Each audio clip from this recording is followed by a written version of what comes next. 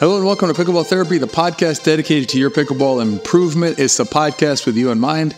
I'm your host, Tony Roy. It's a pleasure to be with you again this week. As you know by now, perhaps, or maybe you don't, so I'm going to tell you again, we're going to a single subject podcast on the Friday podcast. The reason behind it is we want to make sure that we can stay on task, right? Stay on one subject, not just as your podcast host, but also you as a listener, because the mental part of pickleball is a process, and we want to make sure that we can bite off one thing at a time. So what we're doing now is we're going to have single subjects during the regular Friday podcast drops. And then if there's a riff or something else that is of interest, a special guest or something like that, we'll bring those to you another day of the week, generally on Monday in our special episodes. So that's the format that we're going to be pursuing from here on out. If you like the new format or don't like the new format, you can let us know at therapy@betterpickleball.com. Also, let us know if there's a subject that's of interest to you. We're overdue for a mailbag episode, and that'll be coming out in the not-too-distant future. So let us know if there's anything out there that has been vexing you or something that's been happening that you have questions about regarding your pickleball game. And speaking of questions and answers, that is the topic of today's podcast. We're going to talk about how do we get to the right answer. As pickleball players, we often have questions and about pickleball and what shot should I hit here and what should I do in this situation. And if you want to get to the right answer, you first have to start with the right question. And we're going to talk about that during today's podcast. I want to remind you that if you're interested in learning or being coached by CJ and myself, make sure you check out our Pickleball Academy. There's some courses and offerings that we have that are coming out inside our Better Pickleball Academy. And also we have our upcoming camps in 2024 that should have some spots left by the time you listen to this podcast. If not, then, we'll see you next time. But probably some spots left there for you if you go to betterpickleball.com and check it out. And you get to learn the way that we teach pickleball, which is a different way of approaching the game. It's in our experience, a more productive and engaging way of playing pickleball, and it'll generate the results that you're looking for. All right, so let's jump into this idea of finding the right answer and starting with the right question. Pickleball players, and I mean this as a compliment, pickleball players are curious beings, have lots of questions. And again, total compliment, not a criticism at all. In our camps, our students inside the pickleball system, there are question upon question upon question about pickleball. And again, compliment, I think it's fantastic that we remain curious about this sport because we're passionate about it. And we want to know more about it. We want to learn how to do things better. We want to feel more confident out there, more competent out there when we play pickleball. But what we normally try and do in our teaching is, rather than just simply answering the one question, is we try to provide you with a framework. We try and give you a structure within which you can answer the questions yourself. It's that old saying about, teach a person to fish, or give a person a fish and you feed him once, teach him how to fish and you feed him for a lifetime. Same approach. What we're trying to do is say, okay, let's see how we can frame this question in a way or give you the framing for a question in a way that you can find the answer to this one question, as well as questions that may arise in the future. And I'll give you an example of a question that was posed and how we approached it so you can see how this works. So the question was posed by one of our system members, and the question had to do with playing on the return side, particularly to the four-shot. And the idea was balancing out the objectives of the return side with the type of four-shot being hit without it overextending, without going too far to make an error. And so the question is, how do you avoid that? How do you avoid overextending and potentially making an error in connection with achieving your objectives on the return side? And so rather than simply answering that question, which we could have done, we responded with a framing, which it's called the FOSS approach. It's something we use inside the pickleball system, which is framework, objectives, strategies, and shots.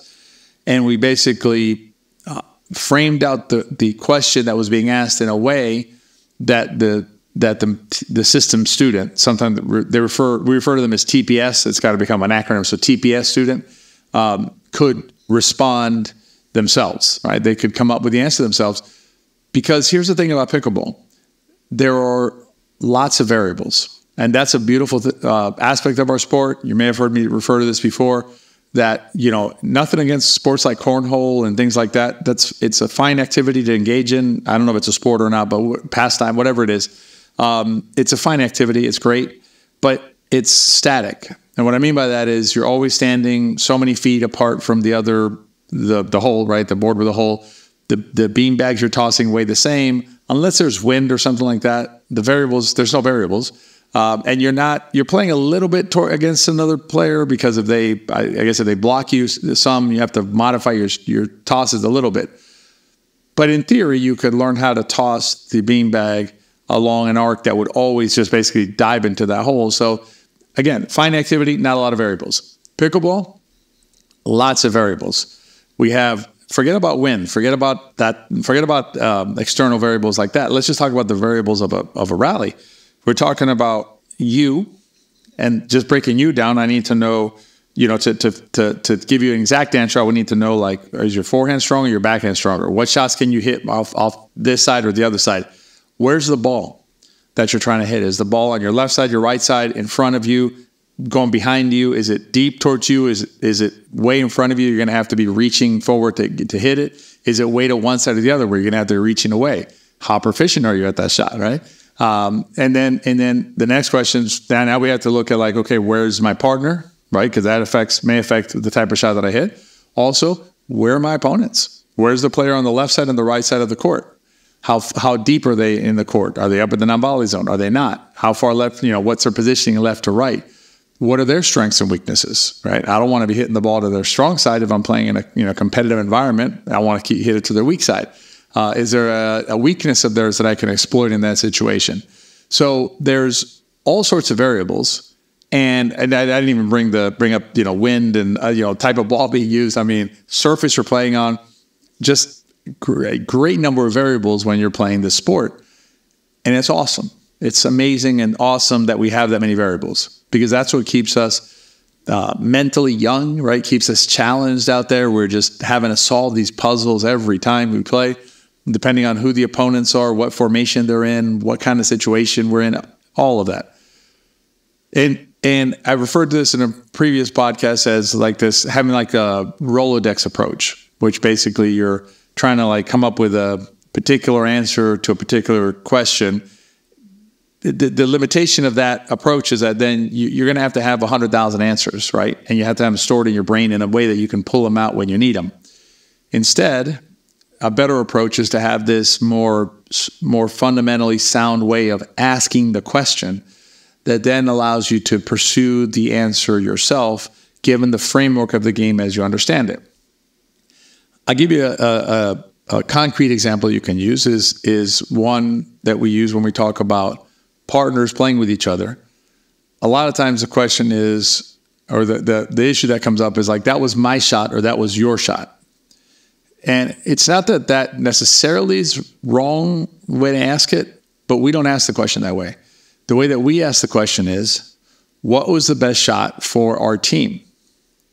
Once I frame the question that way, right? So that's where the framing of the question becomes important. Once I frame the question as, what was the best shot for my team? A lot of variables that don't matter fall away. For instance, was it a forehand or a backhand? It's not the top question, right? Forehand in the middle kind of a thing. All that kind of falls away because perhaps it is the forehand that would have been the better shot there, but not necessarily. Because let's say my backhand is stronger than my forehand or than your forehand, and I'm up at the line and you're not. Things like that, right? You can work through it in a more constructive way by asking the base question being, what's the best shot for my team?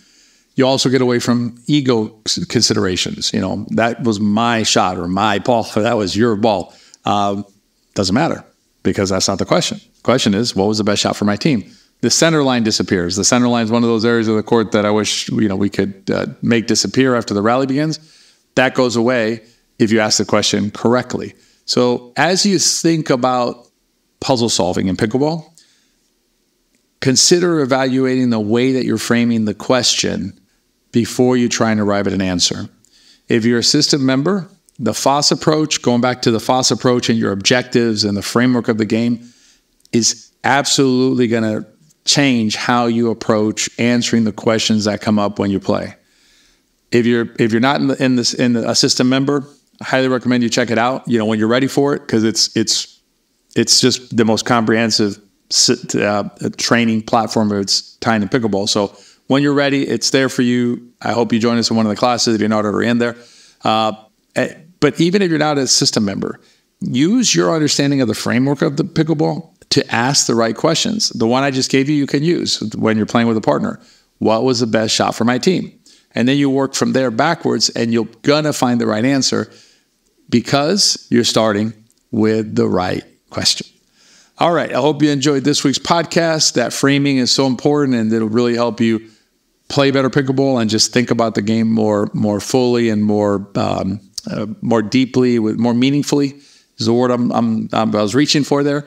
And it really just, it's a better way, it's a more productive way of thinking about the game of pickleball. If you enjoyed the podcast, please rate and review it. As always, it helps us, reach other players. So if you have a moment, we appreciate you doing that, and share it with your friends, because if you enjoyed the podcast, they probably will too. I hope you have a great week, and I'll see you next time.